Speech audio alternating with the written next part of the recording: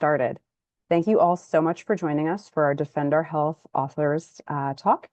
I am Carey Perez de Alejo, the Executive Director of Defend Our Health. We are a Maine-based nonprofit that works in Maine and across the country to reduce exposures to toxics. We have been working for the last few years on plastics and PFAS, which together are synergistically very, very toxic to human health and are pervasive in our homes, our lives, our drinking water, our food supplies. We are very, very excited to have Erica Cirino here today to talk about her new book, Thicker Than Water, which talks about the plastics crisis.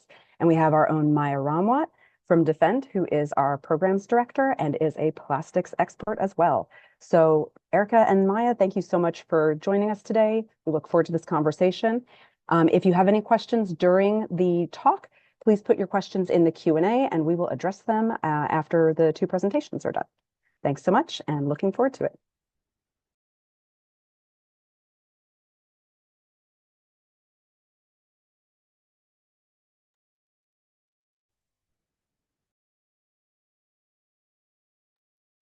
Hey, all, really glad to be here today. Thank you for having me. I'm bearing with some internet issues, so sorry if there is a little bit of intermittency. Hopefully it won't be a problem. As mentioned, I'm Erica Cirino.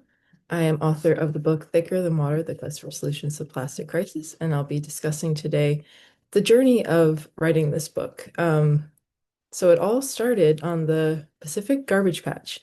I was invited in 2016 by a group of sailors and scientists from Denmark with the group Plastic Change to discuss plastic pollution in my journalism, and specifically the issue of plastic pollution in the oceans. And back in 2016, this was an issue that was still, little understood by the general public, but increasingly becoming on people's radars as the issue of microplastics came to light. And yet scientists have known about this issue for decades and decades. I was soon to find out. But the story really starts at sea for me with the invitation to sail into the garbage patch, where I learned that this circulating current called the North Pacific Gyre draws in a lot of plastic from different coastlines all over the world. It is one of those zones where just the biogeochemistry of the ocean conspires to accumulate a lot of plastic, though it, of course, is not the only place in the ocean where plastic has come to deposit itself. But the scientists I was embedded with soon showed me that the issue was more than just a floating island of garbage. In reality, the garbage patch is, like everywhere in the world, becoming completely saturated with microplastic and nanoplastic particles, these little pieces that shed off of all plastic stuff everywhere. Oops, in the oceans. My assistant has just pressed the slides backwards. But knowing that it's not really a garbage patch, it's this issue of these tiny particles and the poisons they carry. There's now, we know, more than 16,000 different chemicals in plastics, at least 4,200 of which are known to harm human and environmental health. And there are many, many more that are and underregulated, and little is known about them because of these reasons. So it is kind of this retroactive need to look at these chemicals, whereas the industries creating plastics have just poured them in. Now scientists are figuring out what's going on. And all, of course, these little tiny plastic pieces, which shed off of plastic stuff. Plastics are a type of polymer. So these repeating chemical units create this material, and when they break up, they don't break down, they break up into these smaller pieces, especially when exposed to sunlight and wind and waves. So in the oceans, this happens very rapidly. But as mentioned, I was soon to learn it's happening everywhere else, all the plastic stuff around us. So when we were in the ocean, we saw a lot of plastic stuff. A lot of it was stuff that you would use on land, like shampoo and condiment bottles and dustpans and light bulbs and things that, the average sailor may not discard overboard. We found a lot of fishing gear as well, but actually to a lesser degree than those land-based sources. And again, at this time with the narrative of plastic pollution is something I really want to draw attention to because it's really changed over time. And so in 2016, we were still really kind of focused in this ocean-based narrative where, oh, this is a marine problem, an ocean litter problem. But in reality, more than 80% of plastic in the ocean comes from land. And how does it get there? That's the question I'll answer next. But also just again emphasizing this point with a picture. Plastic does not break down. It only breaks up into smaller and smaller pieces that remain plastic forever, as far as we know. I mean, plastic has only been mass produced for the past 100 years. So we don't know what happens to plastic in 1,000 years. We also don't know what happens to it in 1,000,000 years.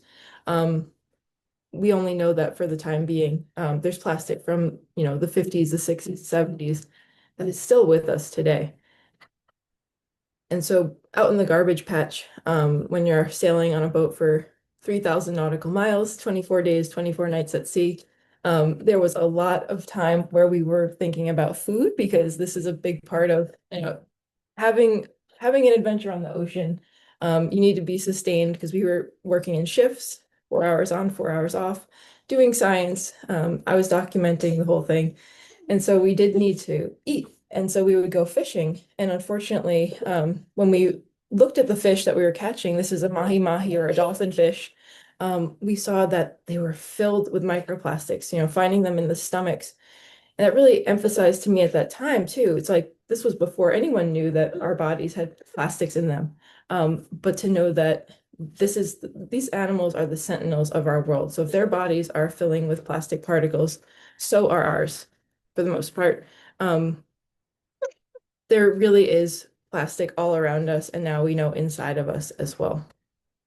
This is just an image of a wave. So going to this area, the garbage patch, and seeing up close, this massive breakup of plastic, and what's happening in this immediate ecosystem, is unbelievable. It is truly saturated with plastic.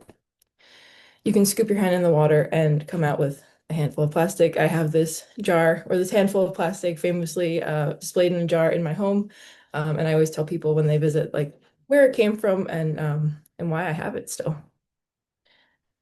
So to see, again, this problem in the marine environment is one thing, but then after doing this expedition and seeing plastic quite literally below the surface of the scientists skim their nets over the water and under the water, finding all these microplastics, I knew I needed to learn more. So I looked at the wildlife. I'm trained as a wildlife rehabilitator. It was my first real job when I was a young person. And I, again, was looking at wildlife as the sentinels of what was happening to us. Because again, we can't just look at what's happening to seabirds in a vacuum or turtles in a vacuum. We have to look at humans as part of this interconnected system that we call Earth. This is our home, but we are also part of the Earth. And that's something else that I find important to emphasize because, what happens to the planet and its beings is happening to humans as well. And so, yes, this crazy headline was from an article I wrote in 2019. And this was after I visited journalists in Denmark, through my connections on the boat. And they were showing me some of the earliest research, kind of having an inkling of, okay, there probably is plastic in our bodies, but we need to prove it. And so this breathing apparatus machine, who looks like maybe a character from Star Wars, was sucking in plastic through this mechanical nose and mouth, and had lungs inside made out of pistons that went up and down and pulled the plastic and air in, that we are inhaling plastic. And now we do know from studies on bodies that there is plastic in human lungs. There is plastic literally everywhere, and I don't want to harp too much on the problem because I think it's more important to focus now at this point on solutions, but just to show you again that this narrative really has shifted, and part of the work that I was doing was to help shift that narrative as I was working as a journalist and writing this book in 2016 to 2021 when it was published. So I was tracing my way back, looking at plastic in the oceans and on land. I just want to go back one slide, 1 second, just to emphasize the point that these are tire particles pulled from a river system in upstate New York. And we know now that, these tires are a major source of pollution and actually the cause of salmon die-offs in the Pacific Northwest. Sorry, this little guy's a little finicky today. So again, how do we trace plastic from land to the ocean. Well, these freshwater systems are a major transportation source, actually. And we're seeing that the more we look, it's okay. The more closely we look at these systems, the more interconnected they are. And it's not just a matter of dumping. It's not a matter of, just plastic being put into the ocean. It's really this interconnected web, and it's traveling and not just staying put. We know there's plastic pollution in clouds, in weather, precipitation. It's also transported by wind and major wind systems. So it's not this static thing. It's really, again, like part of this interconnected web. This plastic is now incorporating itself into it and moving around everywhere. Okay, so now we know plastic is everywhere. Going back to where is it coming from, we have to go to the source, and that is the fossil fuel industry and fossil fuel production, which is intrinsically connected to plastics production and also the production of chemicals in plastics, including PFAS, which are this huge class of chemicals, which is fluorinated chemicals, which is often used to add nonstick qualities to cookware, water repellent qualities to outdoor gear, for example. And it has a lot of other performance characteristics that can be useful, but the big trade-off is they are endocrine disrupting chemicals, harmful to human health and environmental health, and they're super persistent in our environment. So that means they last for long periods of time without ever degrading. And this is a big problem too, because the more that is put out, the more they accumulate and the more toxic the effects are. And again, with the interconnections, we're seeing the pollution reaching our groundwater systems where our drinking water comes from, for example, even in ocean waves, which I found really unsettling, having spent a lot of time at sea in the garbage patch, but also near the Arctic Circle and into the South Pacific. That was very concerned here. But again, back to the front lines, we're looking at the worst possible effects of plastic pollution, which are air, soil, and water pollution from these chemical plants and these fossil fuel facilities. So we're looking at chemicals like ethylene oxide, dioxins. There's chloroprene gas, which is a toxic chemical associated with the production of neoprene, which is like the fabric used to, say, make scuba gear, for example, which is a type of plastic. And so on the front lines, I visited communities that are fighting back. And many of you may have heard of Sharon Levine, who is the founder of Rise St. James. So she founded this organization to keep chemical facilities and plastic facilities out of her community, which is already home to 12 polluting facilities. And so to add even one more, which was the proposed Formosa Sunshine Facility, which is what I focused on in my book.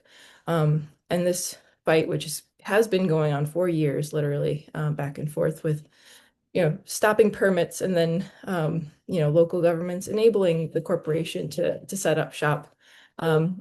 It's a really horrible system we have in the US and all over the world, where the most vulnerable communities, the most underserved communities are typically targeted for this kind of development, typically low-income communities, rural communities, Black, Indigenous, and people of color communities. And it is a systemic issue. We see this pattern all over, and it has links, to the racism that is ingrained in our society, the classism that's ingrained in our society. So we see a lot of this repeating story. And unfortunately, it happens to today, where we think that maybe, we wouldn't have such issues, but we do. And so working to serve these communities and protect them is of utmost importance in solutions. And one more bit about the narrative here and what's happened. Like, how did we get into this mess? Now that we know the problem, we know where plastic comes from. Well, plastic was really sold to us, and corporations did a great job of marketing plastics, especially in the early days. You can go online, and I believe the Smithsonian has ads from early products, plastic products, that literally show you how to use them and sell you like saran wrap. Like, this is this miracle material, this plastic makes your life easier. Also marketed a lot to women and so-called housewives at that time, where, you would save time, save money, and, live a better life. And so all was well if you just picked up your plastic and threw it away. That was the narrative. And corporations have really pushed that recycling, anti-littering narrative for decades. And unfortunately, that's just not the truth, because from the start, plastic was made to be wasted. It was not made to be recycled. So we can try to clean up this mess, and cleanups are great in their own way, in as they can help people feel empowered and also get them involved hands-on in solutions and learning about the issue. But we really, really need systemic solutions to address this systemic problem.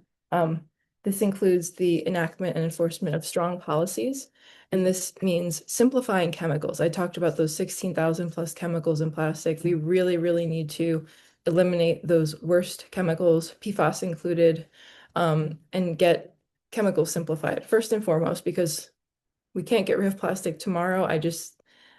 From every expert I've spoken to, that's just not feasible, right? But we have to start somewhere. And that really means reducing plastic production and making them plastics that do exist much safer. In addition to making companies that make plastic responsible, so financially and logistically have to take care of their products, have to collect them back, and deal with them in the most responsible way possible. Recycling is not the answer. Right now, we know that more than 91% of plastics ever made since the 1940s and 50s have not been recycled.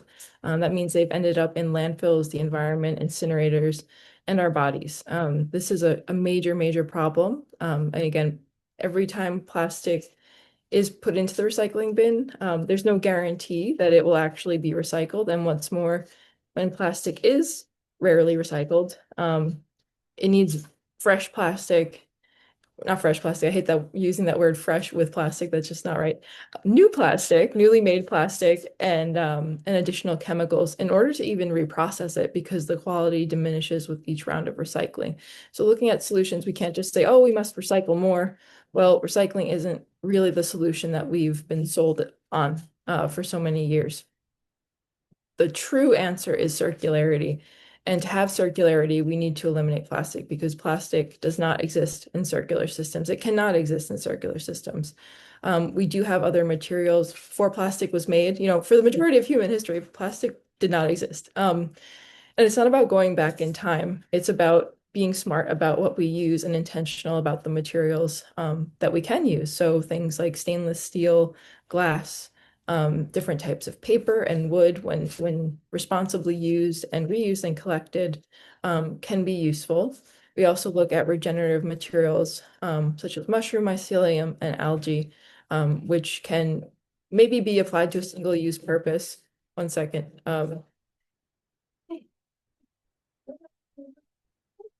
13-month-old on the run behind.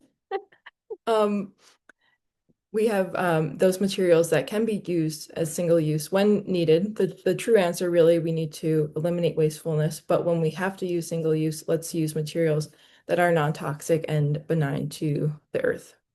And of course, as individuals, we can make changes, and we should, because we should want to embrace the change that we need to see. But the onus is not on us to be perfect. And I think the word perfection and plastic pollution don't necessarily go hand in hand, because it's been so entrenched into our lives that it's really difficult to eliminate plastic everywhere. But we can make those changes to improve our health, to again, enforce the culture we want and need.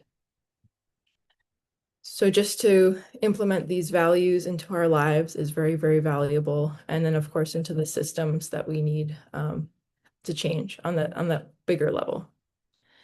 So focus on these. There are tons of businesses and institutions and individuals doing this already.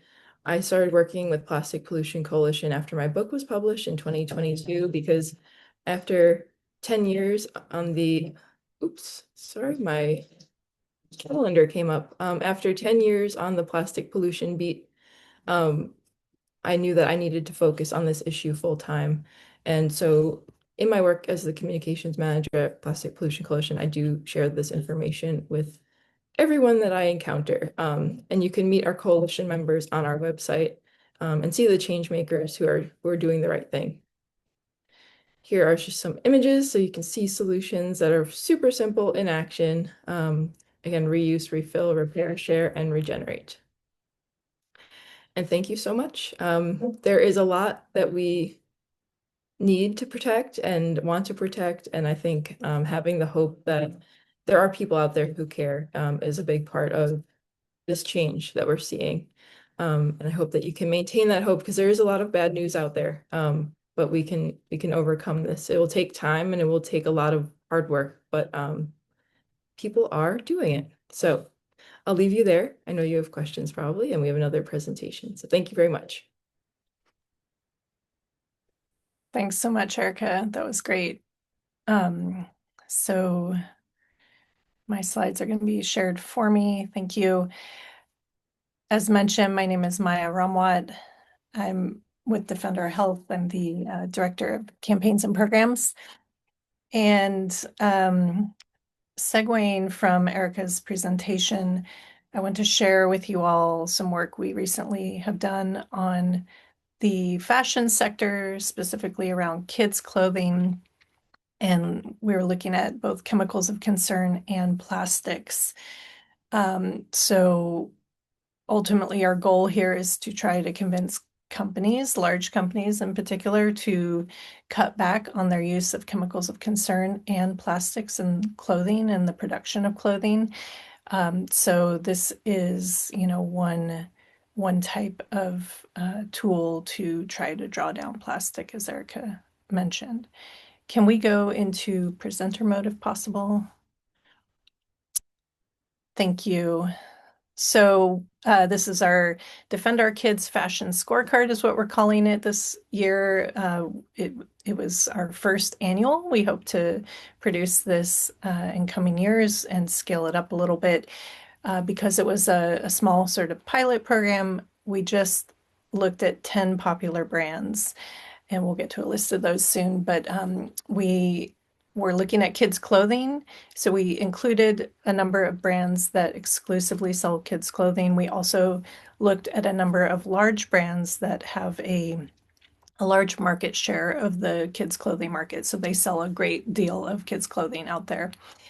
And as I mentioned, we looked at chemicals management, specifically around chemicals of concern and around plastics reduction. So what are companies doing in these two areas? And pretty typical of a corporate scorecard, we scored in companies on what are called criteria, so it's kind of specific questions. And those criteria fit really into two big buckets. The first being transparency and commitment. That's what are brands showing us that they're doing, and what are they telling us they plan to do? That would be a commitment. And then the other big bucket is action. So what are companies actually doing? What have they already done? And the scale that we graded them on was, 0 to 100 points. Unfortunately, the average score among the 10 brands was only 35.3 points out of the 100, which is a C grade. And,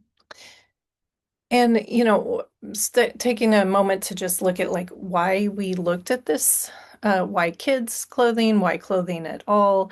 I just want to touch on a couple of things. One is that children and infants are more vulnerable to toxic chemicals than adults. Their bodies are still growing, their organs are still growing. They are, a smaller size on average than adults, so they get a higher per capita dosage of chemicals, and then they tend to exhibit a lot of hand-to-mouth activity, and so, they might touch their clothes and then touch their mouth more often than adults do.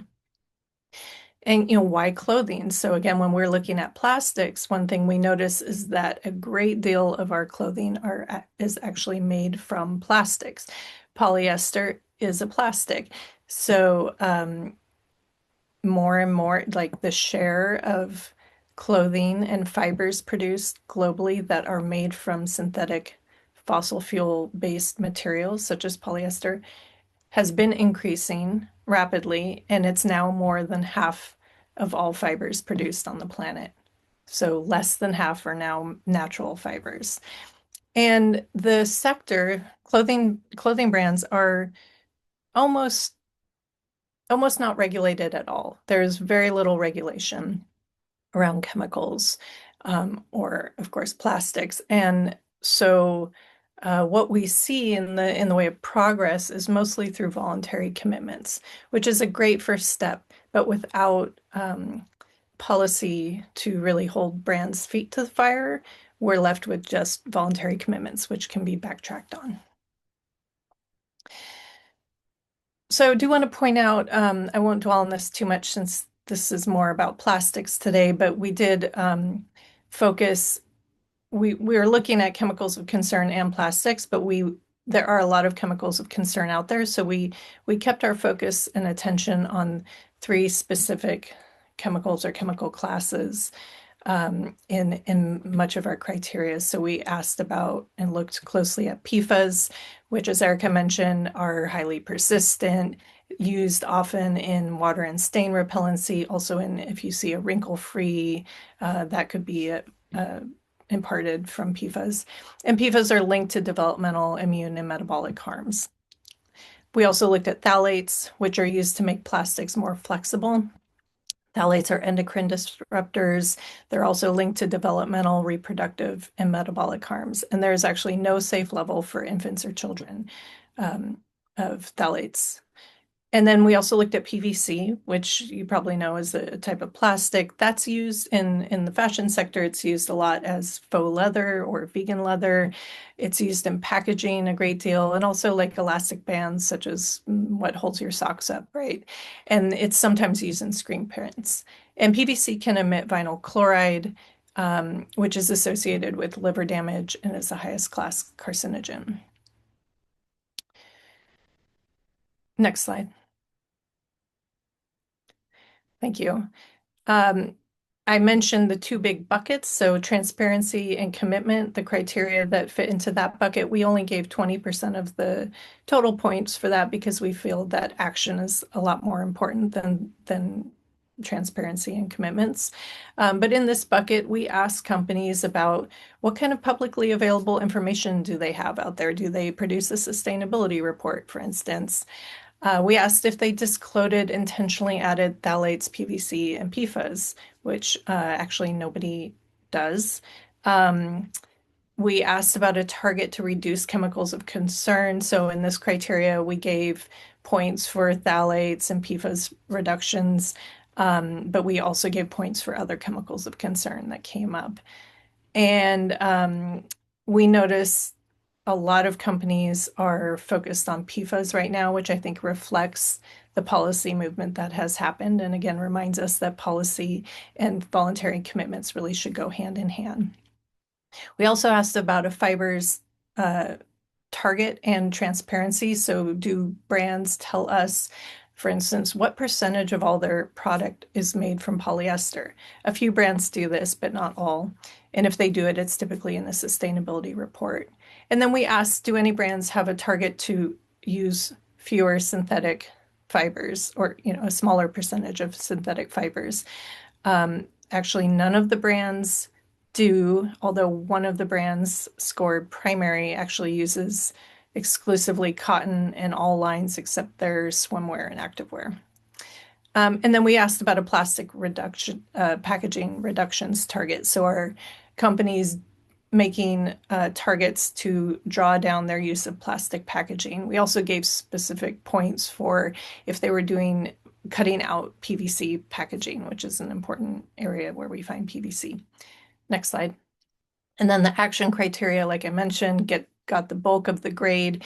We had criteria asking about restricted substances lists. This is basically a list of chemicals that can't be found above a certain quantity in final products. And 9 of the 10 brands actually have RSLs in place, which is a great first step. And then if the brand wants to look upstream, so to producers of, say, fabric before it's sewn into a garment, they can implement what's called a MRSL, or a manufacturer's restricted substance list. And fewer of the brands did this. It's a bigger step for them. And then we asked about what have they done to make reductions of chemicals of concern above and beyond those RSLs and MRSLs. And as I mentioned, a lot of brands are taking big steps on PFAS right now. Fewer are working on phthalates and PVC. And then reductions in plastic packaging and fibers. We didn't see any reductions in plastic fibers.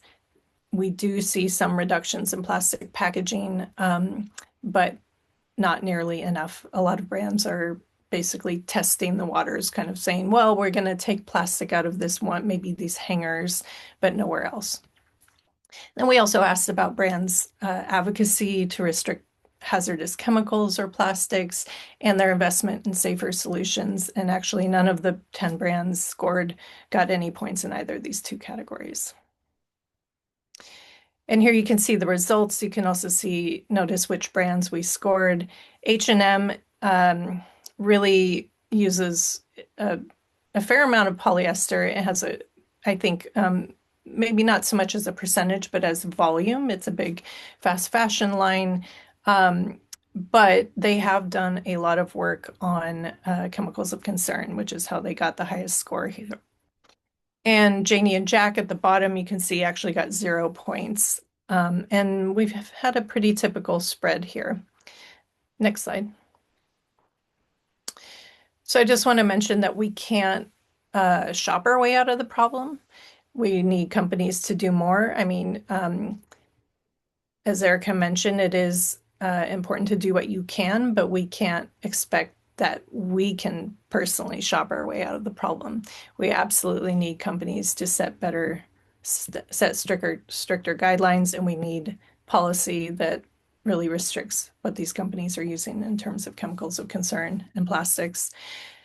But when you are shopping, you can look for credible certifications. There are a lot of them out there. It can be a bit confusing. Certifications tend to focus on one or more issue areas, such as restricted chemicals or organic cotton, climate pollution, other things like that. Next slide. And I'm going to point out just a couple of certifications that can be useful. The OEcoTex Standard 100 is actually pretty good, very strong on PFAS. They're all about chemicals of concern.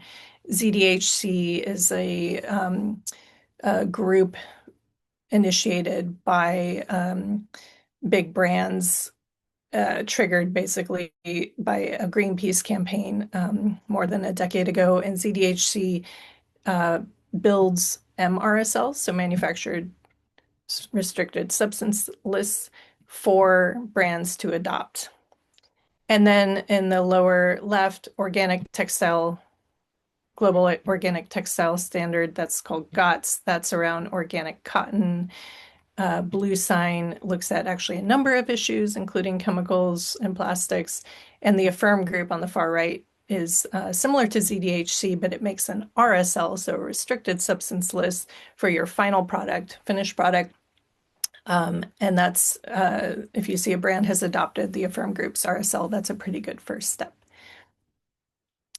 And just want to plug, next slide, that we have a call to action. We have a petition running. I will put the link in the chat when we're done, or before we're done, that we're just asking Children's Place, Carter's, and H&M to cut back on all the clothes made of plastic.